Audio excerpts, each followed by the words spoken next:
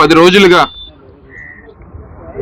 రాష్ట్ర వ్యాప్తంగానే కాదు ప్రపంచవ్యాప్తంగా కలియుగ దైవమైనటువంటి శ్రీ వెంకటేశ్వర స్వామికి అత్యంత ప్రీతిపాత్రమైనటువంటి ప్రాంతం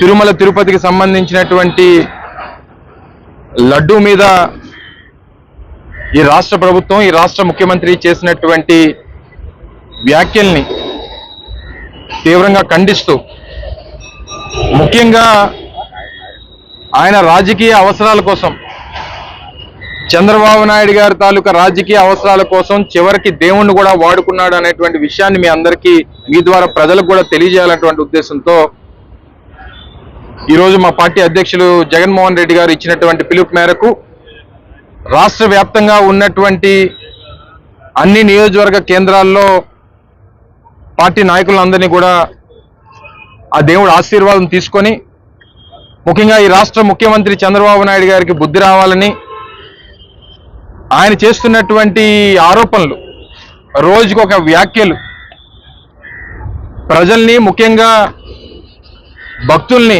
వెంకటేశ్వర స్వామి భక్తుల్ని అయోమయంలో నెట్టేసేటువంటి కార్యక్రమాన్ని చేస్తూ ఉన్నారు.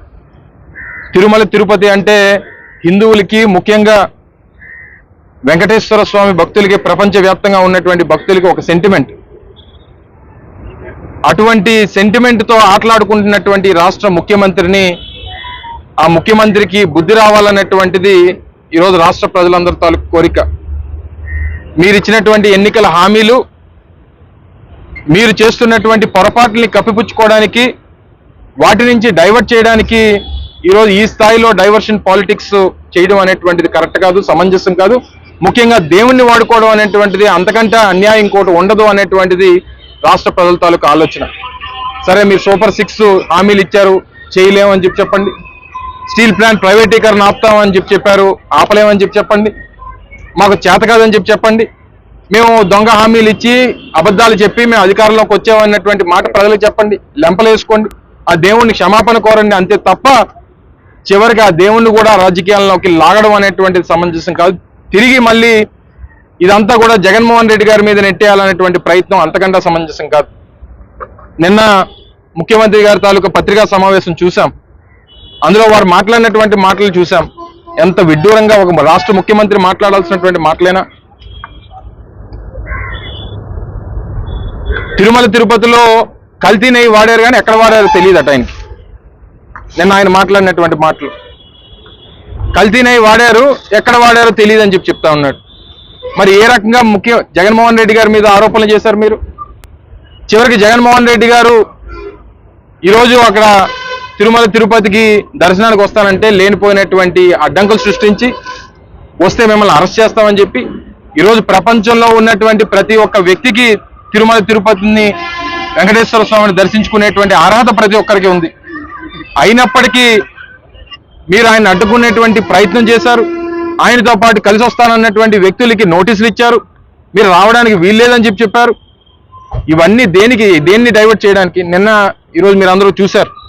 చివరికి స్టీల్ ప్లాంట్ ప్రైవేటీకరణ విషయం పెద్ద ఎత్తున నడుస్తూ ఉన్నటువంటి క్రమంలో ఈ విషయాలన్నీ బయటకు తీసుకుని వచ్చి చివరికి నిన్న రాత్రి దాదాపు 3,700 నుంచి 4,000 మంది కార్మికుల్ని, కాంట్రాక్ట్ కార్మికుల్ని తొలగించేటువంటి కార్యక్రమం చేశారు. దాన్ని కప్పిపుచ్చుకునేటువంటి ప్రయత్నం చేశారు. ఇప్పుడు ధర్నా జరుగుతూ ఉంది. ఇవన్నీ దేనికి? వీటికి మీరు 20 లక్షల మందికి ఉద్యోగాలు ఇస్తామని చెప్పారు. మీ హామీ ఏంటి? ఎన్నికల హామీ. మాకు అధికారం ఇవ్వండి, రాష్ట్రంలో 20 లక్షల మందికి ఉద్యోగాలు ఇస్తానన్నారు. అంటే 20 లక్షల మందికి ఉద్యోగాలు ఇస్తానన్నారా, తీసేస్తానన్నారా? ఈరోజు 4,000 మంది కాంట్రాక్ట్ కార్మికులు, స్టీల్ ప్లాంట్ లో పనిచేస్తున్నటువంటి 4,000 కాంట్రాక్ట్ కార్మికుల తాలూకా భవిష్యత్తు అగమ్య గోచరంగా ఈరోజు రోడ్డు మీద పడిపోయి ఏం చేయాలో తెలియనటువంటి పరిస్థితి, ఏం అయిపోతామో తెలియనటువంటి పరిస్థితులు ఉన్నారు. వీటికి సమాధానం చెప్పడం మానేసి దేవుడితో ఆటలాడుకోవడం సమంజసం కాదు. అందుకనే ఈరోజు గాజువాక నియోజకవర్గంలో ఆ అత్యంత పవిత్రమైనటువంటి BHPలో ఉన్నటువంటి వెంకటేశ్వర స్వామిని దర్శించుకోవడానికి పెద్దలు మాజీ శాసనసభ్యులు నాగిరెడ్డి గారు కానీ, వెంకటరామయ్య గారు కానీ, మా గురుమూర్తి రెడ్డి గారు కానీ, పార్టీ కార్పొరేటర్లు కానీ, సీనియర్ నాయకులు కానీ అందరం కూడా రావడం జరిగింది. మేము కోరింది ఒకటే, దేవుణ్ణి, చంద్రబాబు నాయుడు గారికి బుద్ధి రావాలి, దేవుణ్ణి రాజకీయాల్లోకి వాడుకోవద్దని చెప్పి మేము ఆయనకి రావాలనే ఆ తెలివి రావాలనేటువంటిది మేము కోరాం. ఆయనకి లేనిది ఉన్నట్టు ఉన్నది లేనట్టు సృష్టించడం అలవాటు చంద్రబాబు నాయుడు గారికి. ఇప్పుడైనా ఇక్కడైనా 75 సంవత్సరాల వయసు వచ్చింది, ఇప్పటికైనా అవన్నీ మానుకోమని చెప్పి వారిని కోరుకుంటూ, ఆ దేవుడు ఆయనకి ఆ బుద్ధి ప్రసాదించాలని చెప్పి కోరుకుంటూ ఈ సందర్భంగా మీ ద్వారా మళ్ళీ ఒకసారి ప్రజలకు చెప్తా ఉన్నాం, ఈ కల్తీ నెయ్యి విషయం కానీ, తిరుపతి లడ్డు విషయం కానీ, దీని మీద CBI enquiry YSR Congress party demand చేస్తా ఉంది.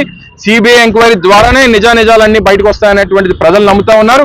మీ సిట్లు, స్టాండ్లు, ఈ కమిటీలు వీటితో ఎవరికి నమ్మకం లేదు. దయచేసి వీటన్నిటిని మానేసి మీకు నిజాయితీ ఉంటే సిబిఐ ఎంక్వైరీకి ప్రభుత్వం డిమాండ్ చేయాలని చెప్పి ఈ సందర్భంగా కోరుతా ఉన్నాం.